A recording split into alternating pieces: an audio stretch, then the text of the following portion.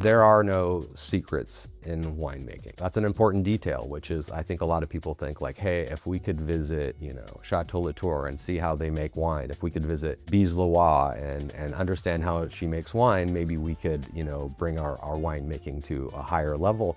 But the truth is, like, it's so challenging from a time perspective, from a financial perspective, to be able to put yourself in a place where you can make wine at that quality level. It's so daunting. I think you can talk about it romantically and say, hey, I'd like to farm my vineyards this way or do winemaking that way. But the reality is the runway you need to put yourself in a position to where you can make wine like that, like it'll deter all but the most just dedicated. It's certainly not for the risk averse.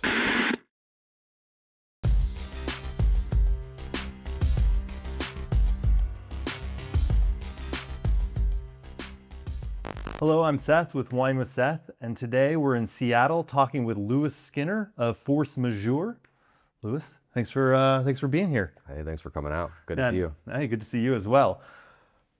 So maybe let's just start with a little bit about who you are. Did you grow up around here? I did. I was born in West Seattle, so I am absolutely a Seattle native. I feel like there's less and less Seattle natives around here these days. For sure. Yeah.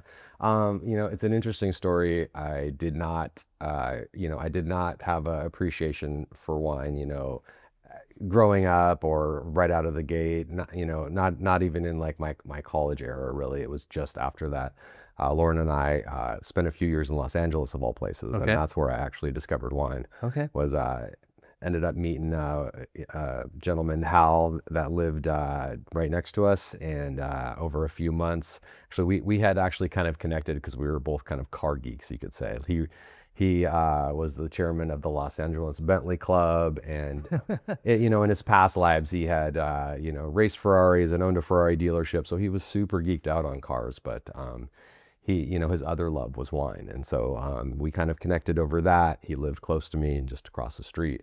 And so after a few months of Lauren and I going over to his house for dinner, he finally approaches me one day and he says, hey, I see that you don't touch any of the wine that I put out when you come over for dinner. Why is that? You bring wine here, because my wife, was much more sophisticated than me, particularly at the time, would always send me to get a bottle of champagne to bring, like probably Veuve Clicquot.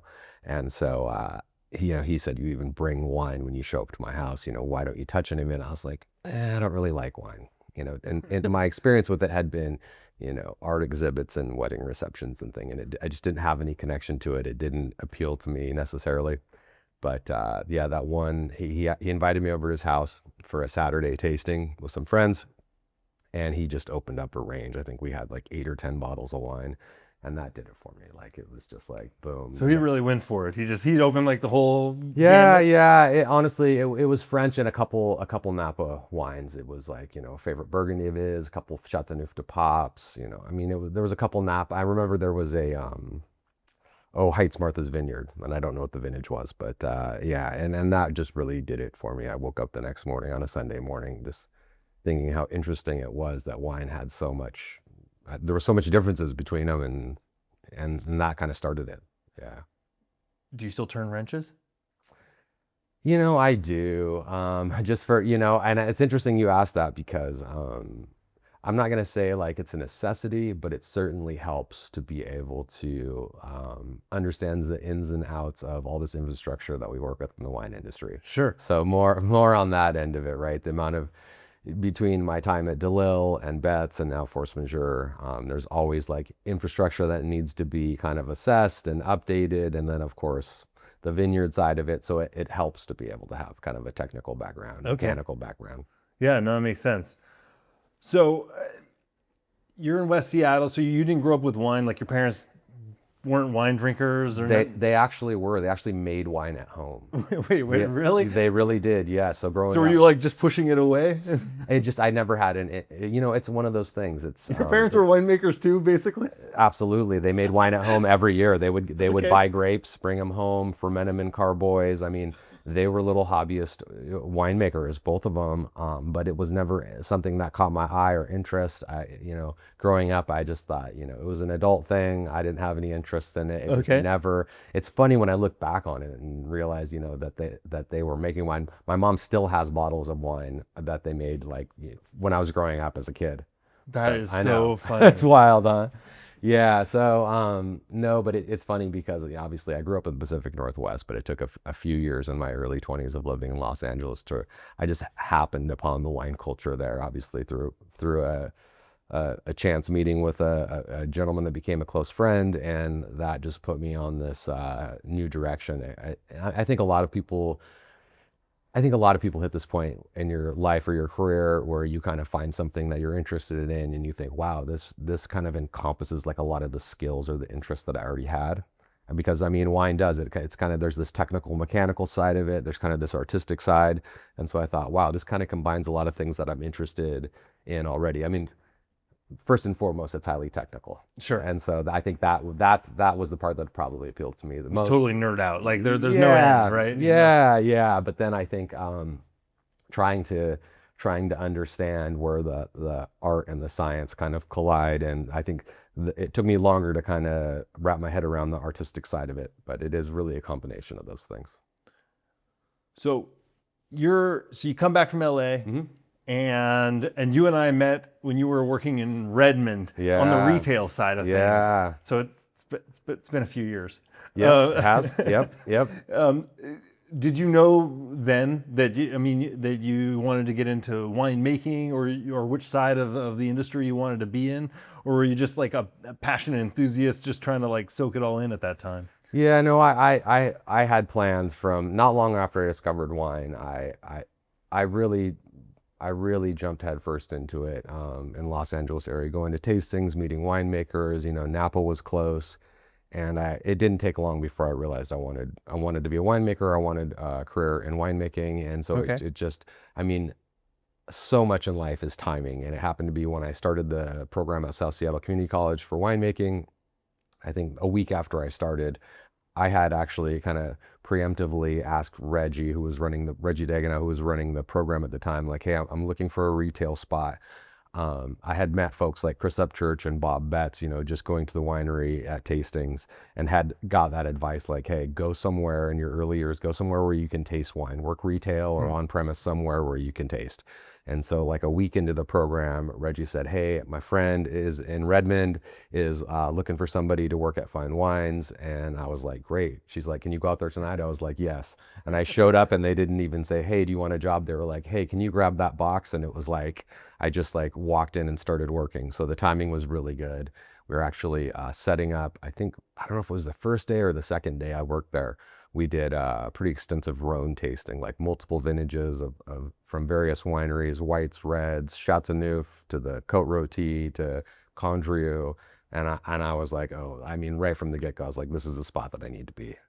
That's amazing. Yeah, for sure.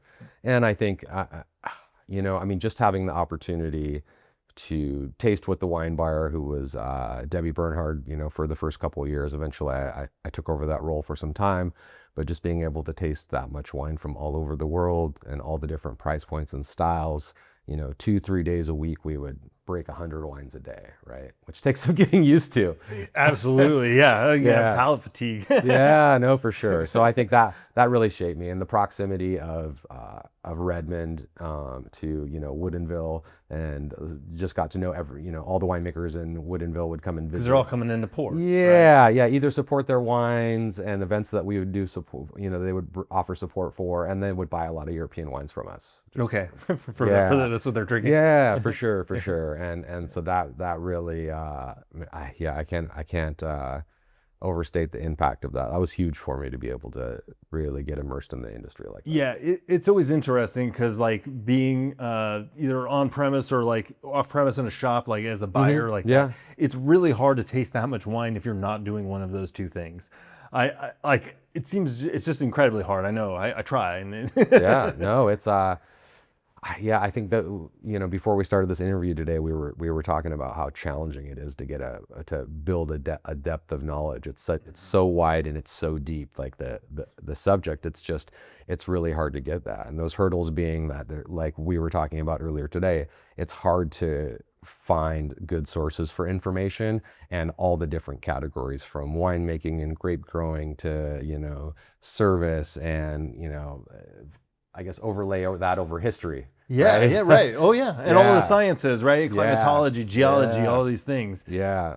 But you're right. Like that, I think it's good advice for anybody that's wanting to explore the possibility of working in the wine industry and any nook or cranny of it, to do a stint where you can taste with a wine buyer somewhere, because the finances of trying to do it on your own is just challenging, It's just right? challenging. Yeah, Yeah, yeah, it yeah, is. absolutely. It's hard. If you were gonna make clothes, you could go to a shop, and you could look at Gucci and Prada, and you could touch them, see how they were made, look at the seams, just the construction, the materials. It's tough with wine. Like it's really challenging to be able to, when you think about the wines that so many of us are trying to emulate, it's challenging enough to be able to afford a couple bottles of those, let alone like understand like decades and the winemaking and how it changed over time. It's not impossible, but it's very challenging. Very, very challenging. Yeah. Yeah, for sure. So you mentored under Bob Betz, who is a Washington State icon. Actually, I would say he's an icon in wine. Yeah. How did that come about? Yeah, yeah. How that came about, actually, it goes back to fine wines. Okay. So, I got to know Bob pretty well working at Fine Wines. He would come in back when Bob was still doing that. He was actually coming in to do some support, coming in to, be there, not necessarily pour. I think probably Carmen would pour for us, but Bob would come in occasionally, talk to customers, give us some insight about how the wines were made. And so I kind of planted the seed, both with Reggie and with Bob, like, hey, when I have an internship for the program coming up, I want to work at Betz. And that I planted that seed early. And then in 2010, I ended up interning at Betz. That's amazing. And then you eventually took over winemaking. What did the handoff look like? Yeah, so I worked a season. I worked a season with Bob in 2010, and then I took a full-time position with Chris Upchurch at DeLille, Okay. with Jason Gorski, and so I did that for 3 seasons. And then in 2014, Tyson Schiffner, who was their longtime assistant winemaker, or maybe 5 or 6 seasons, I think he was their winemaker, right after Catherine House. He left to open Sumerian Brewery, and Bob called me up and said, "Hey, how would you feel about coming back to Betz?" And we had lunch and talked about it, and yeah, and that's how I came back. Okay. It's interesting, right? Because obviously Bob has a legacy, and he certainly, like you said, he's just he's helped so many in the wine industry in every part of it, and he's so respected and so detail oriented, right? I think the initially coming back to Betz and really like viewing it like, hey, I'm going to take over the wine program. What's the time frame going to be? It didn't take long before, Bob, and then of course Steve and Bridget Griesel, who had bought the winery for him. It didn't take long before they realized that, I was going to just take over the whole program there. Of course, working collaboratively, but I was certainly, I think it's fair to say I was probably the most detail-oriented person that had come through the door. And so, before a year had went by, they were like, "We tap, like this is yours." Like, Bob was very confident in if he felt good about handing over the winemaking reins to me, because we think alike in many ways when it comes to sourcing grapes and making wine and a lot of it. Can you speak more about that? Like, what are the shared philosophies that you found? Yeah, well, I think first and foremost, I would say, for the most broad strokes, Okay. there are no secrets in winemaking. And I think that's an important detail, which is, I think a lot of people think like, hey, if we could visit, Chateau Latour and see how they make wine, if we could visit, Bise Loire and understand how she makes wine, maybe we could, bring our winemaking to a higher level. But the truth is, like, it's so challenging, both from a time perspective, from a financial perspective, to be able to put yourself in a place where you can make wine at that quality level. It's so daunting. I think you can talk about it romantically and say, hey, I'd like to, farm my vineyards this way or do winemaking that way. But the reality is, it just like the runway you need to put yourself in a position to where you can make wine like that, like it'll deter all but the most just dedicated, it's certainly not for the risk averse. Would you say, I mean, it's obviously can be cost prohibitive, right? So Yeah. one thing is having like the tools, which Yeah. which are expensive, and that's a Yeah. huge investment. And then the other would be just with the meticulousness, like how much effort it takes to do that. Yeah. I mean, and then like, how do you think about those two factors, like obviously in balancing, and I don't want to get in terroir, right? Like, because you have to start with good grapes as well, Yeah. right? Yeah. Like, how do you think about the way those interplay?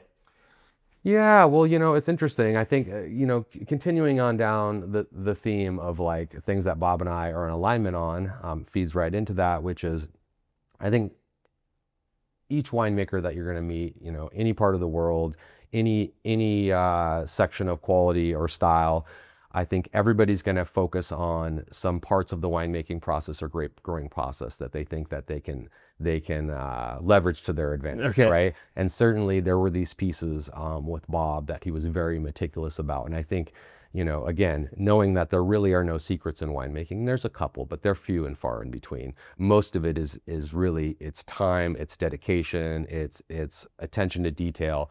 But certainly I think that this feedback loop that Bob was so keen on, which I think that is a common thread amongst the world's, I think, great winemakers or great wineries, however you want to define it, which is really understanding like the cause and effect of things, right? Okay, Like, yeah. and it's really challenging to do. It's easy to talk about. It's so challenging to do, which is like, understand like, when you harvest your grapes every year from all these different parcels of fruit or growers that you might source it from, understanding like, hey, how close did this come to meeting my expectation? Like really looking at this feedback loop hard after every year and saying, this worked, this didn't work. What do we need to do or alter or differ to get the result that we want? Like that's a really challenging thing to do. It sounds fun, but it's actually just daunting, right? And so I think that is one of those keys, I think, at Betz Family, or one of the philosophies that Bob really like instilled in me was the importance of that feedback loop, and particularly in the blending process. Bob's kind of known in our area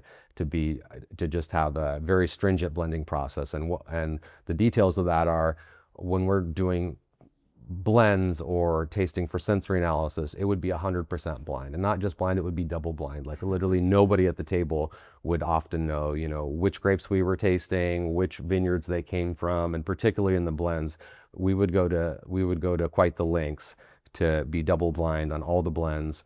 And so we were really trying to separate ourselves, a couple steps away from, I guess it sounds a little cold to say it this way, but Bob's always felt really strongly, and I do too, just about like, if you're the person making the financial decisions, it's very challenging to not let that influence what you do at the blending table, right? Okay. Like, are you going to make your Cabernet 500 cases this year, or are you going to make it 1,200, right? So you're always going to have that weighing over you, and it can certainly, it can conflict with the quality outcomes that you want, right? Yeah, So I mean, sure. I'm just touching on a couple things, Yeah. but like That's interesting. those, it's really challenging to, just as a human, to separate yourself from that. And really, I think Bob's always felt the way to really do it effectively was to just remove those pieces out of it, to say, hey, I'm not going to consider like the financial implications of whether this is going to be 1,200 cases or 500. I'm just going to look at it through the quality. Just quality. It's a hard thing to do, really challenging,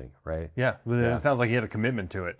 Yeah. So I mean, there's many pieces like that we would look very closely at repeatedly, and I think that is what separates Bob from many others that do it. How has your approach evolved after taking over for Bob, and or do you find it still very, very similar? It sounds like maybe because you guys co-evolved a little bit at the end. So this is the truth of it. I think, and I like this question a lot, and I've answered it many different ways. But I think the reality is, like, we are all, hopefully, we're all evolving over time. Like Bob has evolved wildly since the time that I met him to the year 2026. I just tasted with him all day at Taste Washington on Saturday. Every year we spend Saturday and we just do a loop in the building and try to get a read on, where the industry is, what we like, what we don't like, who's doing what. If we really look at it, like when I started at Betz, I was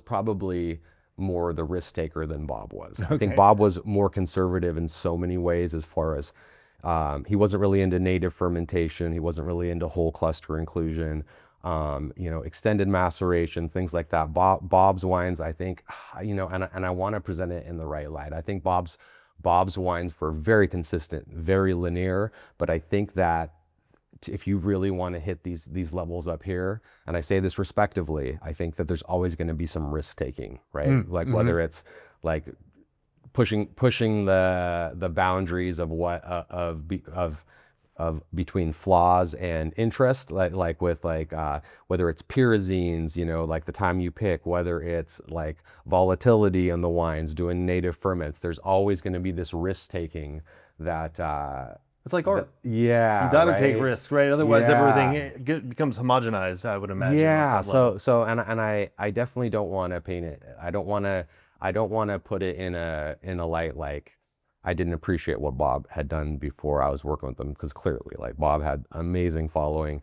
The wines, I mean, people really knew the wines to be consistent at Betz, and I think that was consistent in quality. Yeah, right. Very high. Yeah, and so that's just such a challenge. There's so many winemakers around the world that I love their wines, and you know what?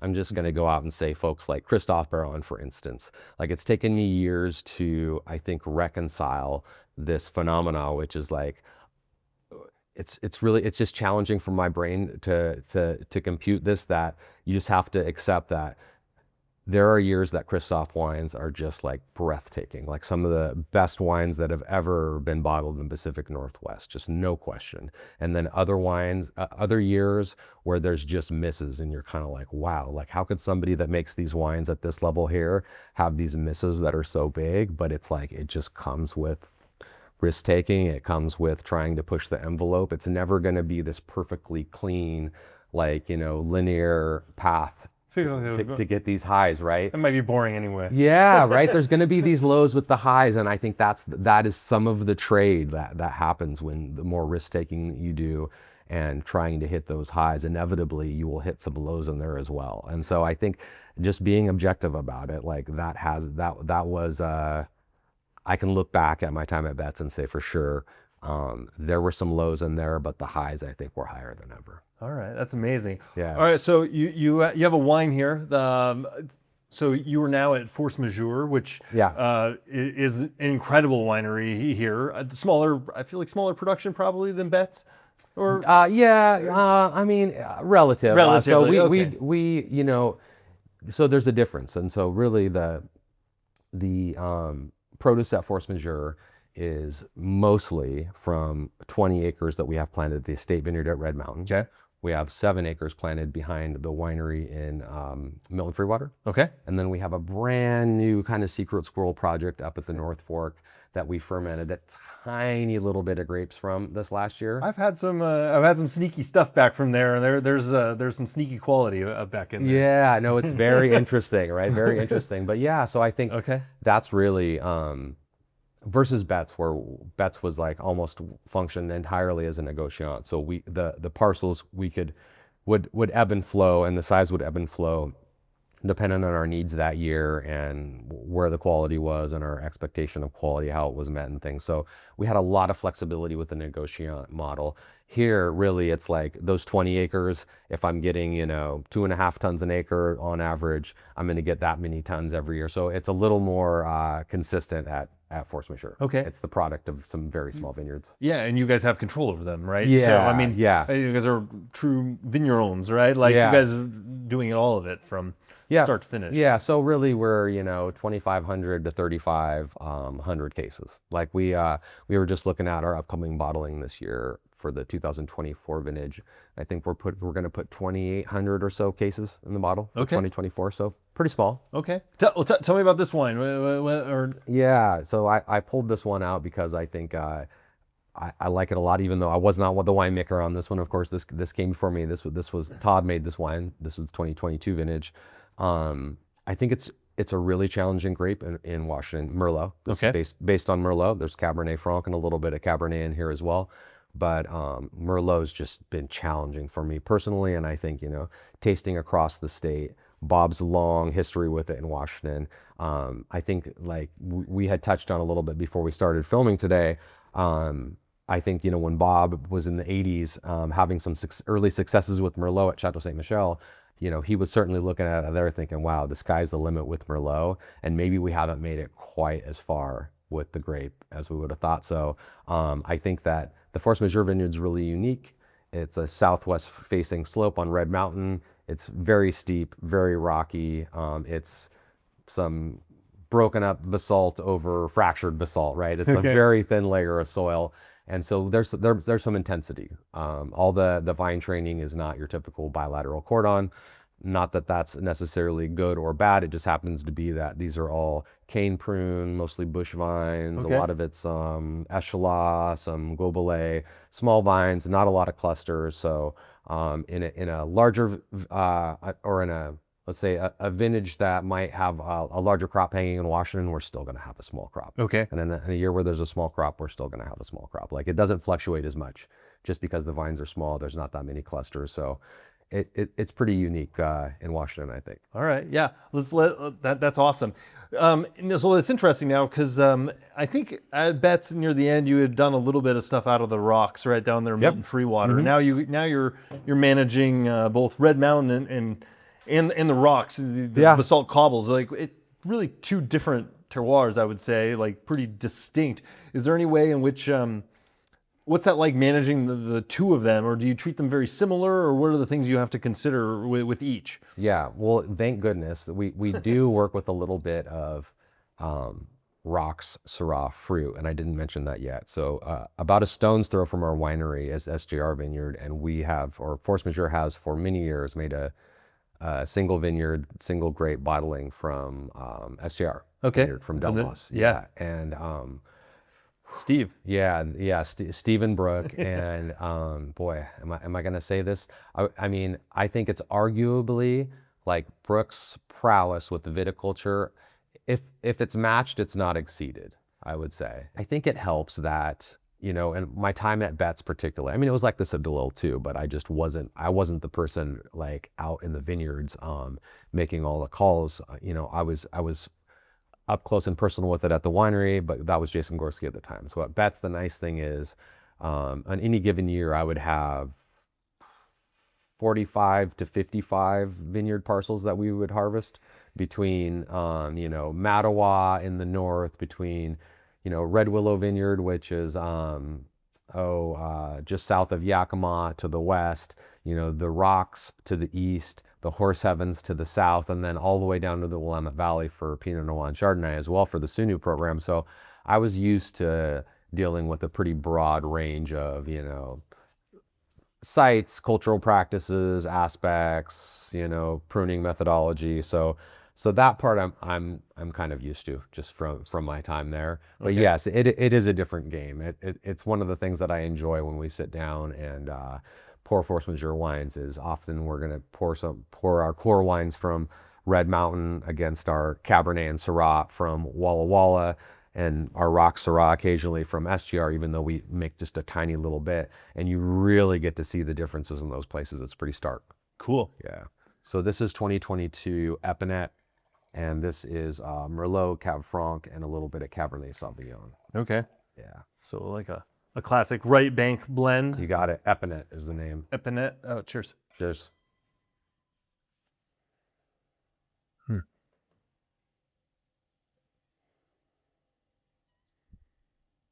Yeah, this has been shown pretty well.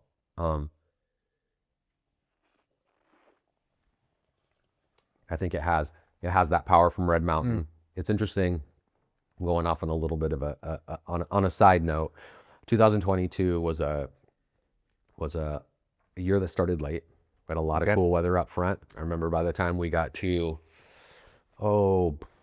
end of May, just talking to growers that I was working with at the time, a lot of folks were comparing it like heat accumulation wise, like, you know, UC Davis growing degree days, growing hours, comparing it to other cool vintages like 2010, 2011. Okay, yeah. Which were obviously very cool late vintages. Yeah. Challenging to, is an understatement.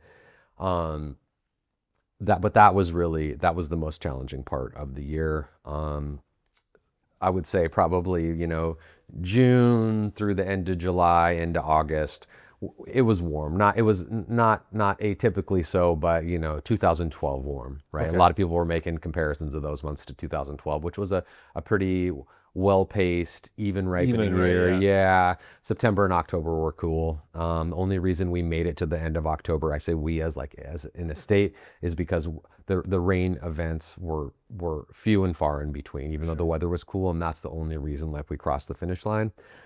It was a pretty big harvest, like quantity wise, both in grape weight and liquid yield. It was a pretty high yielding year. So it was just one of those years where the skins were thinner, the yield was a little higher, the juice yields were high, and so it ended up, depending on where you were, that could be a good thing or a bad thing. On Red Mountain, I think it was a very good thing. I think you had finer textures, you had a little more freshness than you would get in a warmer year. So I think it goes to show that Washington has a wide range of vintage types, and different parts of the state do better in some than in others, right? I love vintage variation because I think you can have something you really love and it be expressed in different ways. Sure. You know. Yeah. I think that's really interesting. So then this is really good, obviously, and like you're actually getting like a fair amount of tannins. I'm sure it's some of the winemaking, but also some of Red Mountain, right? Inherently, I'm guessing smaller berries, thicker skins. Yeah. Probably getting more of that. What do you find that Red Mountain expresses maybe that like just can't be replicated anywhere else? Oh, I gotta, yeah, my answer is the same as it was 10 years ago, and it's the same as it'll be in 10 years, which is it's hard to find places in Washington State that have that level of intensity in aroma, in flavor, in finish, in just aromatic breadth. It's just, I haven't run across anywhere else in the state that quite has that. Yes, obviously the rocks with Syrah there, the aromatic signature and the range of aromas are very specific to the rocks, right? And that's a very small area. But I would say number two to that, as far as like being identifiable and having like a very like a recognizable character, I think Red Mountain just doesn't have any close competition for, especially with Cabernet Sauvignon. You're just not going to find that level of like power and intensity. And like I think that there is like inside of our winemaking community in Washington, if there is like a Rutherford Dusk character in Rutherford, then Red Mountain has its version of that. Like it has its signature kind of earthy, leathery intensity that kind of matches the fruit. Maybe not every bottling, every grape, every year, but particularly with the Bordeaux grapes and with Cabernet, obviously this is Merlot and Cab Franc. Like it's a quality that I can pick out of Red Mountain wines, and I love that about it because I don't see it anywhere else. And how do you think about it like in terms of like globally too, right? Because I think of like the Australian things are so different, right? And Bordeaux obviously being maritime, and like Napa having its own thing. Yeah. How do you think of Red Mountain, I guess, like in terms of some of these other great sites? I mean, it's its own great site. I think it's obviously a little, people don't know about it as much. Yeah, sure, right? sure. Yeah, well, I think first and foremost, I think you don't have to be a rocket surgeon to drive by Red Mountain and look at it and be like, oh, why did they decide to plant grapes there, right? It's an incredible piece of geology. It's this incredible hill that stands out, faces south and west. It drains well. It has a pretty steep grade to it. You look at it, there's not necessarily another slope like that in the state of Washington that I've run across. A lot of people will make comparisons. I haven't seen it. It's like visiting Hermitage in the Rhone. When you see it, you don't wonder, oh geez, why did they decide that this was the place? Like there's not another slope like Hermitage in any other part of France, right? Like it makes sense. Like if your goal is quality, and knowing that if you're in the Northern Hemisphere, you're looking for like a south aspect. I mean, depending on the grape, it might be a southwest, it might be a southeast. You could get into the nuances of that, but just the elevation, the aspect, it's just a unique spot. Okay. Yeah. And I think that as far as like the progression on Red Mountain, it's interesting because I've had a lot of people ask, how will you progress with Red Mountain, and how will Red Mountain get more refined? And I've had, for years, I would hear Bob say, even before I knew Bob, I would hear Bob talk about, taming the tannins on Red Mountain. You've probably heard this, right? He's been quoted on it so much. over time, Bob definitely changed his opinion on that. I think he used to think like, oh, this is something we're going to do in the cellar. Like if we can handle the grapes appropriately, then we're going to be able to get the textures that we want. I think the reality is, I think both of us agree on this. Over time, we figured out, you know what, there are parcels and specific clones and specific aspects that produce more intense, less intense, more tannic, more plush wines there. And we've kind of figured out that there's probably more we can do on the viticulture side through site selection to move the ball down the court. But it's hard. Like I had mentioned to you earlier, you know, at Force Majeure, between Force Majeure and WeatherEye, we brought in 100 tons and it was 80 picks in 2025.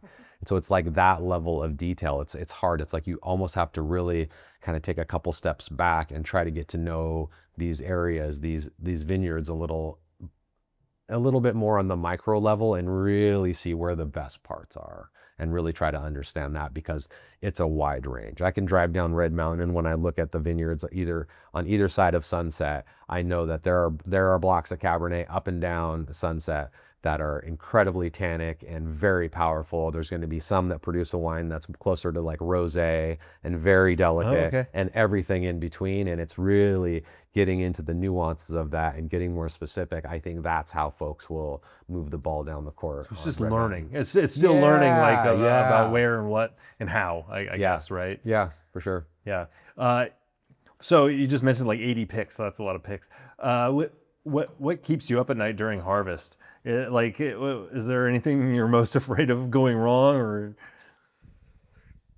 Oh yeah. Well, is there a call you don't want? No, I wouldn't say that. I would say yes. There's plenty of stuff that keeps me up. You know, there is a very romantic idea that that there are a bunch of parameters that we are trying to follow at harvest time through the grape ripening process, and that we are waiting for the moment when they all kind of line up. And that is just the most bullshit explanation I've ever heard of trying to call harvest or decide when to pick the grapes. Like I've never heard anybody explain that to me that actually does it for a living, to say, oh yeah, when the grapes were perfectly soft and the juice was the perfect color and the seeds were tiger striped and the seed coat was broken down and perfectly watery, the stems were perfectly lignified. Like that's never going to happen in any part of the world ever. There's nothing truthful about that statement, but it sounds nice, right? So I think that's what makes it so interesting, so challenging, and that's the stuff that keeps me up at night. And it also, I've kind of learned over years of making harvest calls, you have to be, especially in Washington State, you have to be willing to, if the grapes are ripe and they're telling you, hey, everything is as close as it's going to get, and it's, September 2nd, and we're at 22.8 bricks, and you have the flavor development that you want, like you have to be willing to pick there. On the flip side, if if it's October 5th, and you still don't have the flavor and aroma development, the juice isn't the right color, but maybe, the berries are already getting soft, your acidities are getting lower, you're still gonna have to wait, right? And I think you have to be able to ride like both ends of the spectrum, right? And for us, I think for most folks, that flavor development, that's the one that there's just no way to get around that. Like if you haven't, if you haven't reached that, if you're what we call like, what a lot of folks have different names for it, but like the rapid color liberation test, when you just take some grapes and you crush them up and let that juice run into a cup or a container, and you just visually assess it and taste it, look at it. If it's green like pea soup, let me tell you, the phenolics content, like it's not going to be pleasurable when you make wine from it, right? Yeah. And if it's pink or red or purple, now you're going to have something that's actually going to give pleasure. And so that has to be our guiding light. Like when that flavor development, when those tannins get soft, it's nice when the other stuff lines up just perfectly. Sure. I'd rather have that coincide with having the acid at a nice level. Sometimes it'll be a little lower than I want, sometimes a little higher. Sometimes the seeds will be ripe, sometimes they won't. And I think that if you're really chasing quality at that level and you're really trying to nail your picks, you look at it that closely and you realize like you have to be willing to when you have enough of the parameters where you want, you're always making this decision like, is this where I want it, or do I go a little bit on either direction? But you have to be willing to look at it like with fresh eyes every year. I like that. Yeah. That makes sense. Yeah.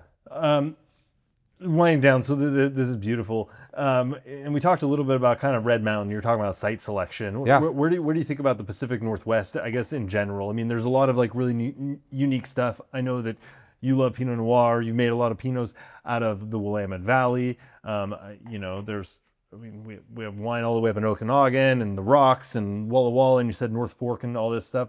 Where do you see, you know, it's obviously hard to have a crystal ball, but where are we going in the next 20 years or so, you think, here in the Pacific Northwest? It's a challenging time in the wine industry right now, which I think everybody has some version of a read on. I think there's probably, like, if I'm being honest, I think there's probably enough acres planted, though this is widely debated, right? So a lot of folks I think there's folks in the camp that are like, hey, there's so many like interesting parts of Washington that are not yet planted.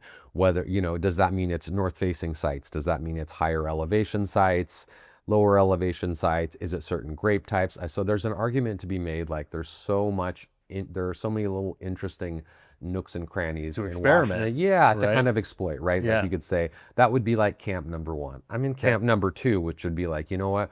We have so much material planted right now. I would rather go backwards and say, let's look at these closer, like I was just mentioning a few minutes back, and say, let's break these parcels down into, you know, smaller sizes, look at them more closely, pick them separate, understand the viticulture inputs more, understand the, you know, the harvest period more. I think that rather than like growing, we probably need to stay the same size or shrink a little bit, and look at what we have, because I mean, I think we broke the 200 winery mark in Washington. I'm talking Washington now, in like 2002, if I'm right. And I think we broke 1,000 wineries in like 2019 or somewhere around there, right? That's a lot. So like, and then the acres planted have just exploded too in that same time period. We have so much planted out there, so many interesting grapes. I think it would be a good time to actually look closer at like what we have to move the ball down the court, because I think it's so competitive in the wine industry right now. I mean, it has been for decades, but like it's a pressure cooker right now. And I think that Washington, like what is really going to carry it is our ability to over deliver at like every price point, like define which styles that we're best at. It's like all this detail work. Again, that's how I view it. Yeah, that makes sense. I always think, you know, people talk about like France or wherever, like hundreds of years, like figuring out the right clones to go in the right soil, to go in the right orientation. Like I always say, like we're babies still, like, you know, and we're still figuring that stuff out. It's just been a few decades, and I feel like, and the wine's gotten so much better. I mean, consistently, and since the time I've been drinking wine, wine's gotten so much more better and consistent. Yeah. Is there a particular wine that you're most proud of making?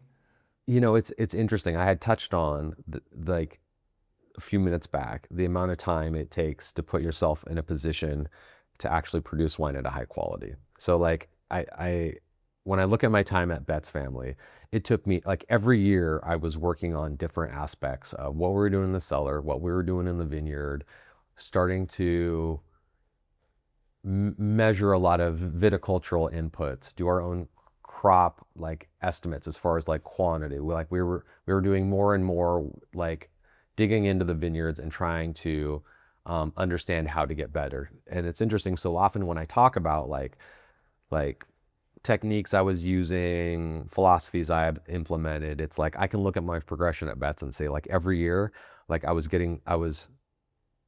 leveraging some more sophisticated techniques. We were having more infrastructure in the cellar, even moving our grapes, like how we did that every year. So it's like each year I was getting better and better and better. I was probably, and then obviously COVID happened. So I would say probably the most I was ever able to put into a vintage was probably 2019 at Betz. As far as like, I had a big crew of folks that had been there a few years. You know, I was making wine in Woodinville, so we had some amazing folks that would, from all different industries, that would come and help us, from Google and Microsoft and Amazon and Boeing, and like we had such a great community of folks that were like helping, like especially at the cellar, or kind of helping us move the ball down the court. Folks much smarter than I am, so I'd say that was probably the most like supported a program has ever been for me in my whole life. And simultaneously, right as we had put so much work into all the prep in 2019 harvest, it was a really challenging year. We had a late start and we had snow, and we ended up measuring the amount of crop that we had and dropping about half of it on the ground because we were kind of behind. So we'd done all this work, and then I got injured in the vineyard in 2019, and I missed damn near the entire harvest. And so it was really cool because my crew was so good. Like Jonathan was running it at the time. They were actually they were driving over to my house, checking in with me on the phone. And then when I was well enough to be at the winery, I was up at the Griesel's house up there, hanging out up there, and they were just kind of bouncing stuff off me. And they did it so flawlessly. Like I have zero criticism of how like the vintage went, how everyone supported it. And like really, I didn't touch any of it. And so I would say that this is wild. Like I feel like that was maybe my biggest success like in my career, was like having everybody at that level to where they could just do it flawlessly without me there. And then also just the amount of work that we put into the vintage. I would say Jonathan was running it, and I try to make sure that everybody that I work with is invested on a level where they get to do some decision making. Jonathan got to do a whole lot that year.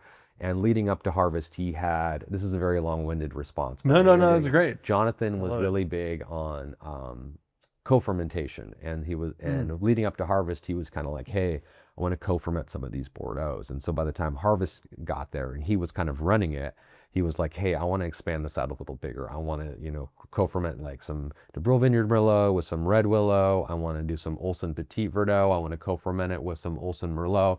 And those ended up being some of our strongest lots that year. So it was interesting, right? Because there was it was like the most collaboration we'd ever done, kind of everybody that kind of worked there.